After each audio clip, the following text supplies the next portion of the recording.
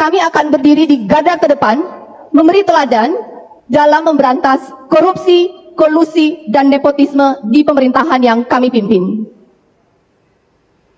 Saya tidak akan ragu menindak siapapun yang menyalahgunakan jabatan dan merugikan rakyat. Saya akan pastikan bahwa setiap rupiah dari APBD digunakan untuk kepentingan rakyat, bukan untuk kepentingan segelintir kelompok atau perusahaan. Kalau saya melakukan operasi terhadap penutupan galian C, penutupan areal-areal pelanggaran terhadap lingkungan, kalau saya mengkoordinasikan terlebih dahulu dengan jajaran saya, bisa jadi operasi saya gagal. Kenapa? Karena begitu rapat, besoknya penambangnya sudah tahu apa yang akan kami lakukan. Assalamualaikum warahmatullahi wabarakatuh. Yang saya hormati Ketua, Wakil Ketua, dan seluruh anggota DPRD Maluku Utara, para perwakilan dari Kemendagri, Pak Hasibuan dan Pak Simon, selamat datang di Maluku Utara, di Kota Sofibi. Mantan PJ Gubernur Pak Samsudin, Forkopimda Provinsi Maluku Utara, dan para bupati dan wali kota se-Maluku Utara yang hadir pada sore hari ini, para tokoh agama, tokoh masyarakat, pemuda dan akademisi, segenap jajaran birokrasi pemerintah Provinsi Maluku Utara, serta seluruh rakyat Maluku Utara yang saya cintai dan saya banggakan. Salam sejahtera bagi kita semua. Hari ini adalah hari yang penuh makna. Saya berdiri di hadapan Anda sekalian sebagai Gubernur Maluku Utara dengan satu niat suci, mengabdi kepada rakyat, membawa Maluku Utara bangkit, mengejar ketinggalannya, menjadi lebih maju, lebih berkeadilan, dan menjadikan provinsi ini lebih baik dari sebelumnya. Saya telah bersumpah di hadapan Presiden Republik Indonesia, Bapak Prabowo Subianto, untuk mengemban amanah ini dengan penuh tanggung jawab. Saya mendukung penuh asta cita 8 program utama dari Bapak Presiden Prabowo dan siap menjalankan visi besar dari pemerintah pusat di daerah. Sidang paripurna yang saya muliakan, sebagai wakil pemerintah pusat di daerah, sebagaimana ditegaskan dalam Undang-Undang Nomor 23 Tahun 2014 tentang pemerintahan daerah, saya akan menjalankan tugas dengan integritas, loyalitas, dan profesionalisme.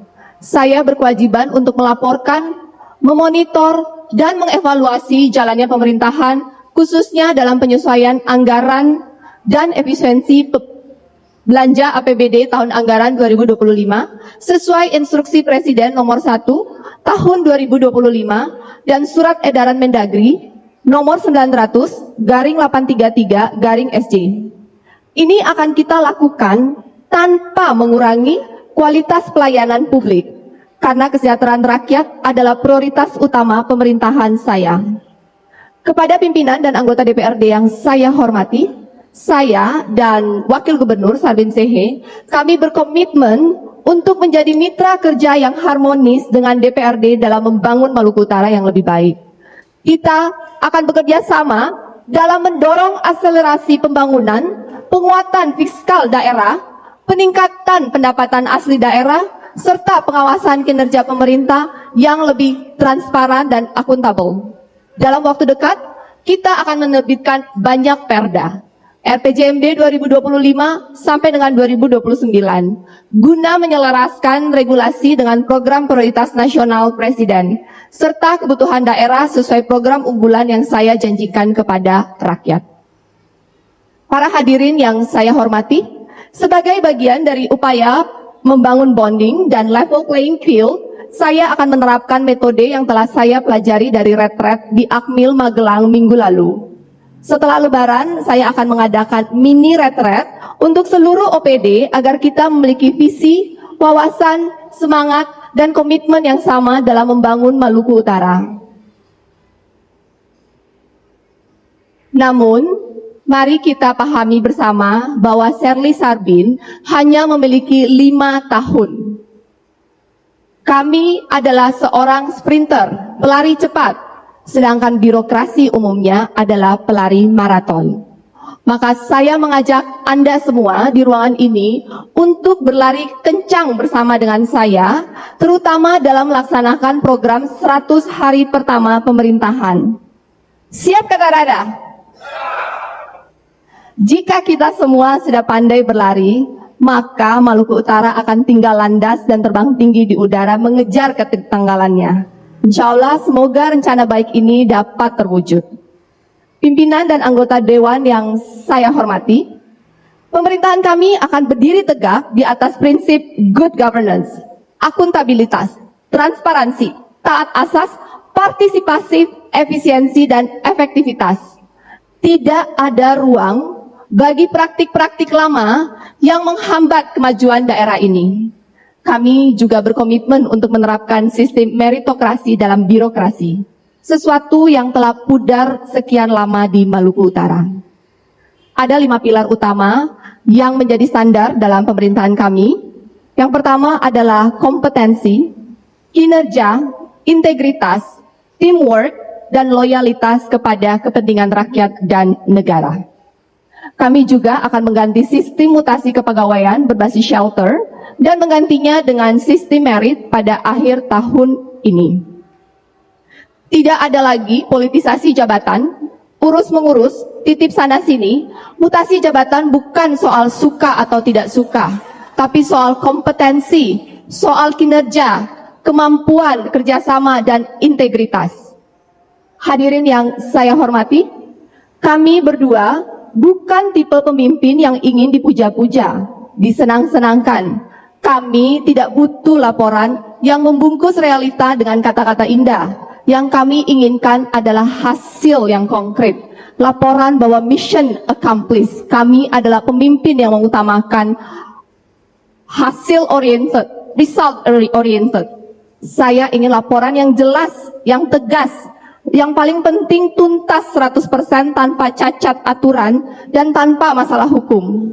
Saya dan Pak Wakil Gubernur tidak datang untuk memperkaya diri, kami hadir untuk mengabdi. Oleh karenanya, kami akan berdiri di garda terdepan, memberi teladan dalam memberantas korupsi, kolusi, dan nepotisme di pemerintahan yang kami pimpin.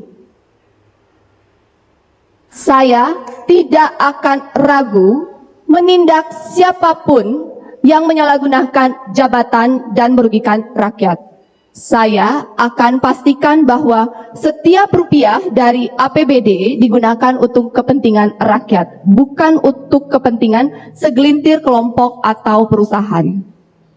Hadirin yang saya muliakan, saya mengajak seluruh putra-putri terbaik Maluku Utara untuk berpartisipasi aktif dalam akselerasi pembangunan. Saya dan Pak Sarbin, kita bukan superhuman, kita membutuhkan super team, kita membutuhkan putra-putri terbaik dari Maluku Utara untuk bersama-sama membangun Maluku Utara yang lebih baik. Torang Samua Basodara. Ini adalah pemerintahan dari kita, oleh kita, dan untuk kita. Visi dan misi utama kami bila disederhanakan akan menjadi program pro rakyat yang meliputi pertama pelayanan kesehatan gratis yang nyaman dan berkualitas, pelayanan pendidikan gratis yang terjangkau dan berkualitas, serta peningkatan kualitas infrastruktur dasar dan strategis hingga ke pelosok terluar. Kemarin saya telah memerintahkan PLT Kadis Pendidikan untuk memastikan program 100 hari pertama sekolah gratis bisa kita mulai terapkan. Minimal di sekolah negeri, tidak ada lagi pungutan iuran di SMA, SMK, dan SLB negeri di seluruh Maluku Utara. Karena keterbatasan fiskal APBD tahun anggaran 2025, maka kemungkinan sekolah swasta baru akan menyusul di tahun anggaran 2026. Ada Pak Kadis Pendidikan di sini? Pak Aka? Bisa kata ada Pak Aka? Ya, jabatan Pak Aka taruhannya ya. Di bidang kesehatan, kita perlu segera menjalankan Inpres nomor 5 tahun 2025 tentang percepatan peningkatan akses pelayanan kesehatan primer, dan pelayanan kesehatan lanjutan dengan memobilisasi PKG, pemeriksaan kesehatan gratis bagi semua warga. Kita juga harus menurunkan penurunan tuberkulosis dan mengikuti RIBK, Rencana Induk Bidang Kesehatan tahun 2025 sampai dengan 2029. Saya meminta agar RPJMD dan Renstra Dinas Kesehatan segera melaksanakan impres ini. Ada PLT Dinkes di sini? Tidak hadir? Hadir? Oh, oke. Hadirin yang saya muliakan, jangan khawatir dengan pemotongan anggaran dana transfer pusat. Ingat, selalu ada peluang di setiap masalah. Dan ini sebenarnya bukan pemotongan anggaran, lebih tepatnya relokasi anggaran. Kita di APBD provinsi ada pemotongan sekitar 160 miliar, tapi kemudian kita pun akan mendapatkan anggaran dalam bentuk makanan bergizi dengan nilai kurang lebih sekitar 2 triliun, dan kita pun mendapatkan anggaran dalam bentuk pemeriksaan kesehatan. Jadi memang ada pemotongan, tapi kemudian ada penambahan program. Jadi kita bisa melihatnya dari sudut pandang bahwa ini bukan pemotongan anggaran, tetapi relokasi anggaran. Saya juga sudah melakukan rapat kerja dengan Kepala Badan Gizi Nasional untuk segera mengimplementasikan makanan bergizi gratis untuk 450.000 siswa, ibu hamil, menyusui, dan balita dengan jumlah anggaran 2,2 triliun yang akan masuk di Maluku Utara. Dalam implementasinya, saya akan bekerja sama dengan 10 kepala daerah dan para DPRD yang mungkin akan kita diskusikan dalam implementasi titik-titik dapur untuk mensuplai makanan gizi di Maluku Utara. Untuk itu saya akan menerbitkan regulasi gubernur untuk memastikan bahwa pasokan rantai makanan bahan bakunya semua berasal dari hasil bumi Maluku Utara, sehingga trickle down effect terhadap kesejahteraan rakyat Maluku Utara dapat dimaksimalkan serta menggerakkan perekonomian lokal.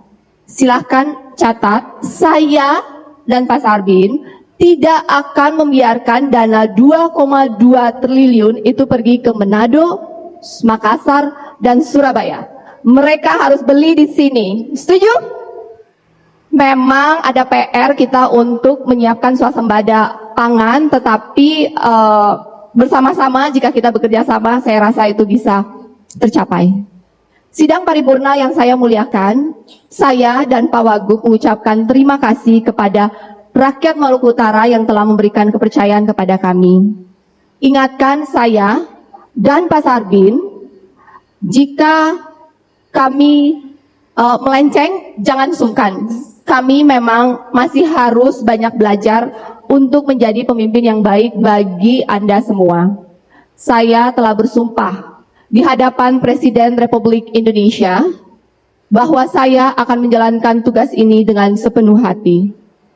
Don't worry, I will deliver what I promise, so please help me God. Sebelum saya menutup pidato ini, izinkan saya berpantun, boleh?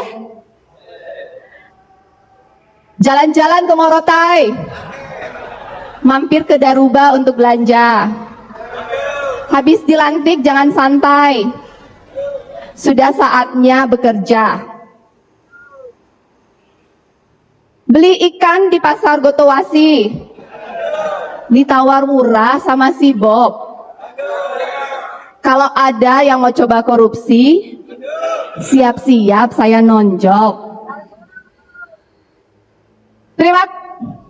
Terima kasih Maluku Utara. Mari kita bangkit bersama. Wassalamualaikum warahmatullahi wabarakatuh. Salam sejahtera bagi kita semua. Mari moi ngonai futuru. Assalamualaikum warahmatullahi wabarakatuh. Sampurasun. Rampes.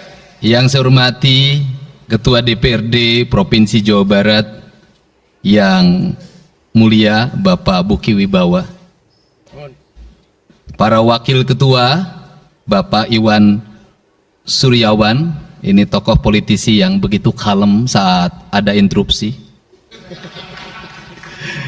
Bapak MK Iswara, ini politisi yang tampan selamanya tapi tidak pernah nakal.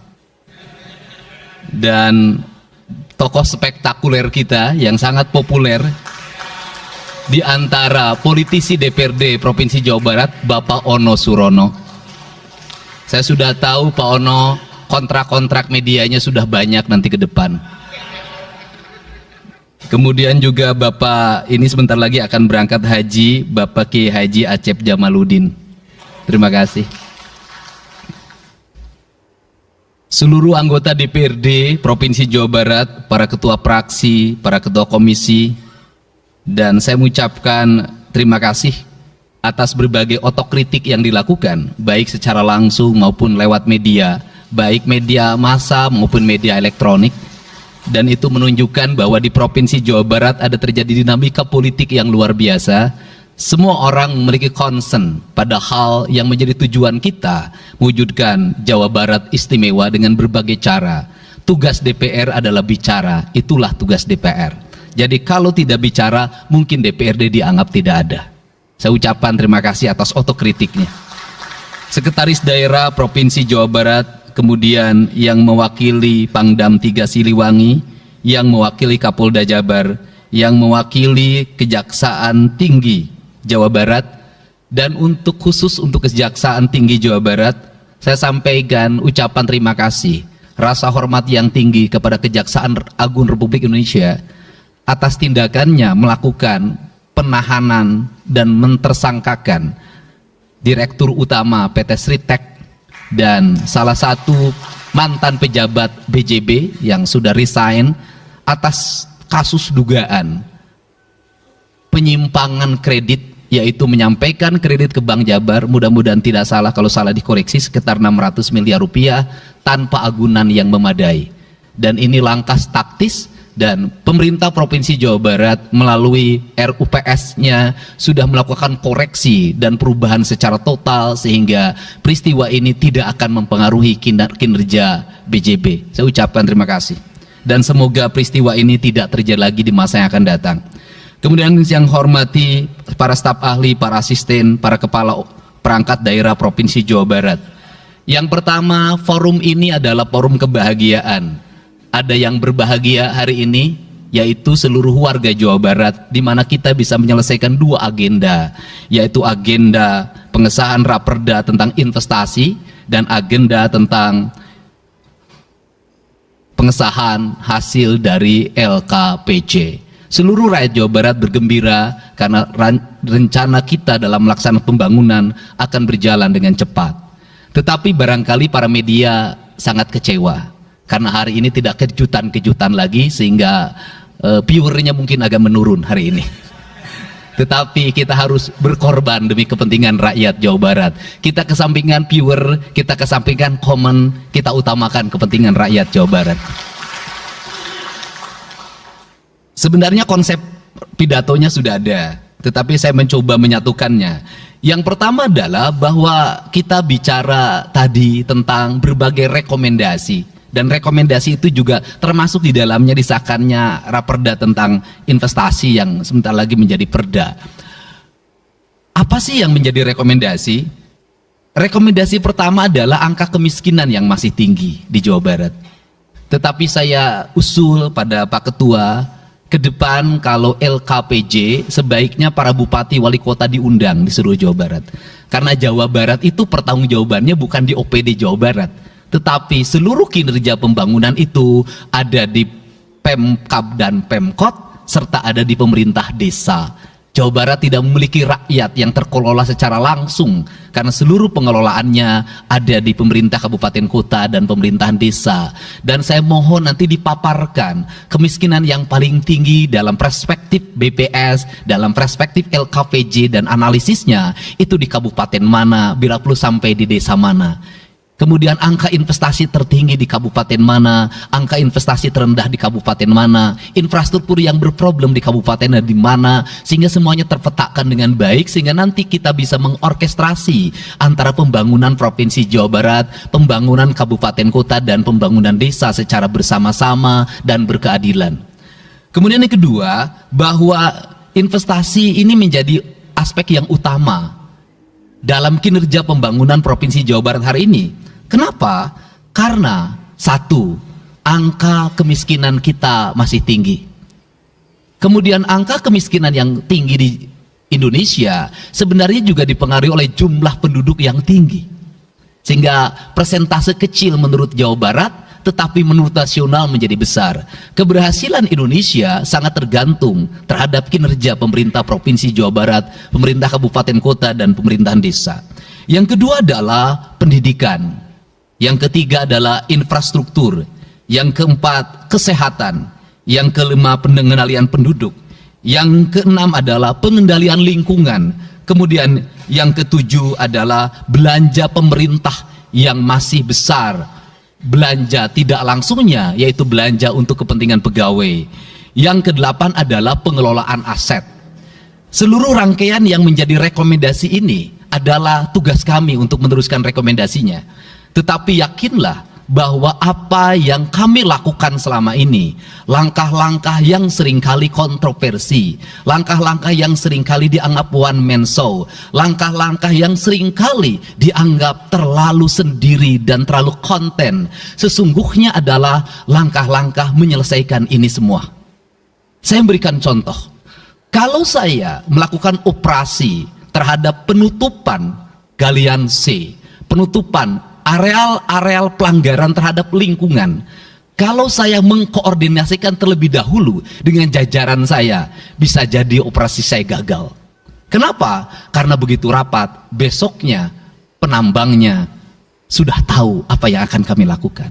Sehingga kejutan-kejutan itu dilakukan untuk memberikan efek kejut. Dari efek kejut itu melahirkan viral. Dari viral itu melahirkan atensi, yang pada akhirnya hari ini Jawa Barat seluruh penambangan liar bisa diselesaikan secara hukum, dan Kapolda memberi atensi yang sangat tinggi.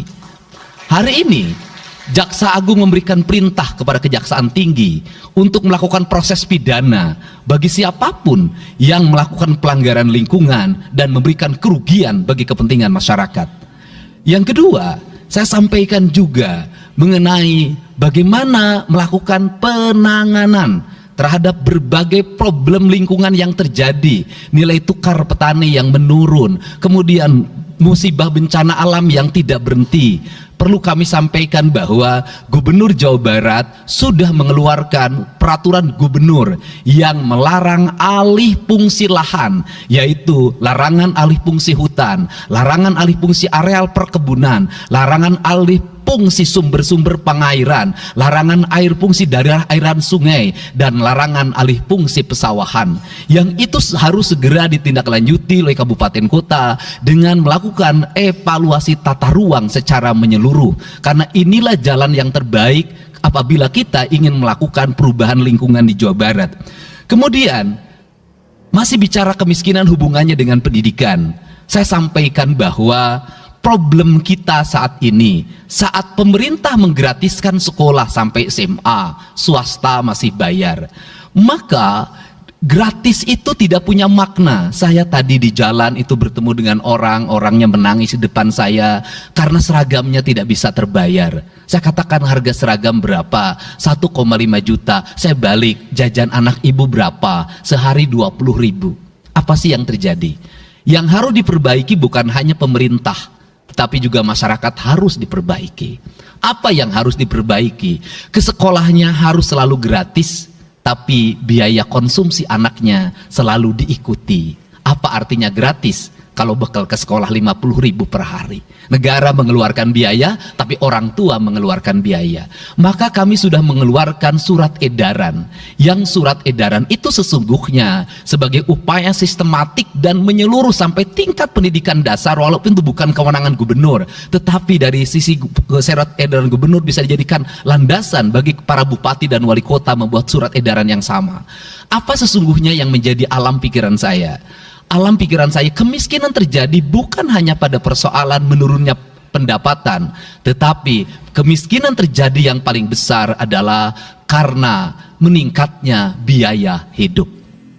Biaya hidup yang tinggi misalnya di sekolah, biaya studi tour, biaya perpisahan, biaya outing kelas, dan berbagai biaya wisudaan, itu adalah biaya yang tinggi dalam pendidikan. Untuk itu, apa yang dilakukan oleh orang tua ketika membelanjakan untuk kepentingan itu?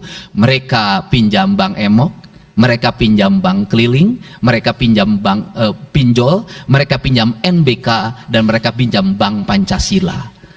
Menghentikan ini sesungguhnya, saya lagi menghentikan mereka tradisi meminjam uang dalam keadaan terdesak pada para rentenir. Dan ini strategi untuk menurunkan kemiskinan. Kemudian yang berikutnya adalah perhatian ketika rakyat sakit. Maka pemerintah harus cepat hadir menangani. Kenapa? Karena orang bisa jatuh miskin ke dalam jurang yang lebih dalam.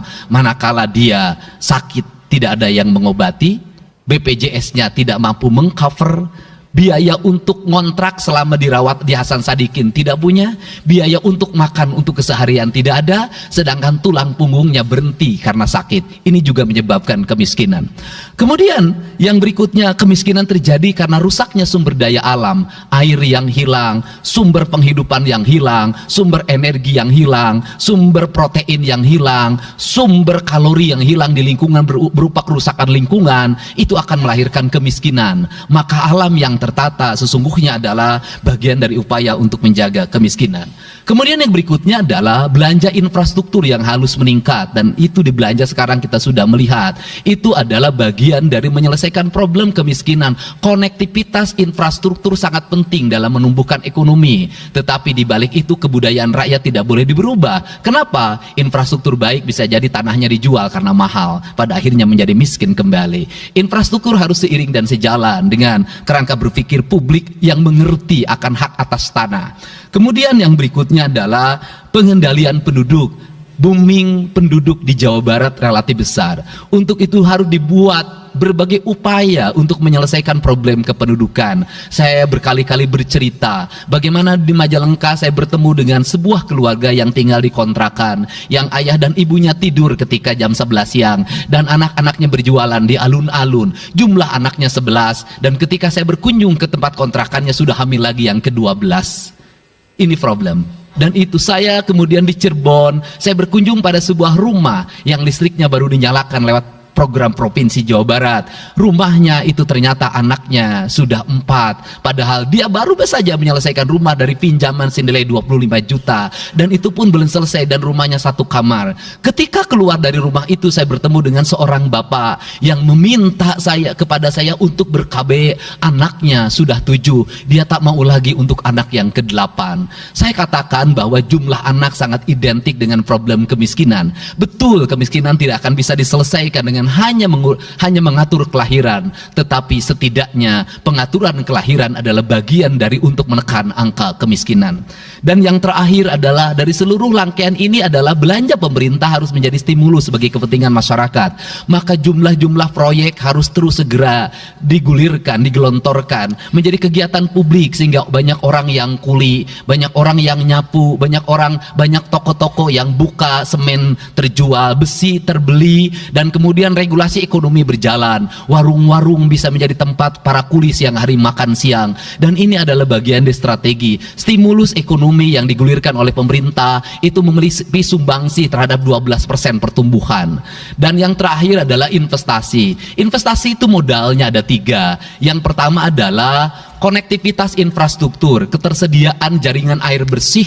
Kita jujur hari ini saya sampaikan ke DPRD, banyak perusahaan-perusahaan yang masih menggunakan air bawah tanah tapi tidak berizin. Bayar pajak tidak, jalan terus. Karena kalau dihentikan mereka pabriknya berhenti. Setelah itu apa? Mereka menjadi objek pemerasan beberapa pihak dalam setiap bulan karena dianggap melanggar perda. Tetapi kalau juga mereka dihentikan, maka pabrik itu berhenti. Dilema itu harus segera diselesaikan. Caranya bagaimana? Caranya adalah pemerintah provinsi melalui Bapeda hari ini harus segera merancang daerah-daerah yang menjadi kawasan industri, harus dibangun fasilitas infrastruktur jaringan air bersih dalam bentuk investasi pemerintah, sehingga nanti dikoreksikan dengan PAM-PAM atau PDAM di setiap kabupaten kota secara terkoneksi. Dan ini jalan bagi kita menyelamatkan lingkungan dan menorong pertumbuhan PDAM di setiap kabupaten kota. Karena apa? Karena angka pembayaran yang dilakukan oleh industri jauh lebih baik dibanding angka rumah tangga dan angka-angka layanan sosial lainnya. Itu yang pertama. Yang kedua adalah tumbuhnya iklim investasi di mana masyarakat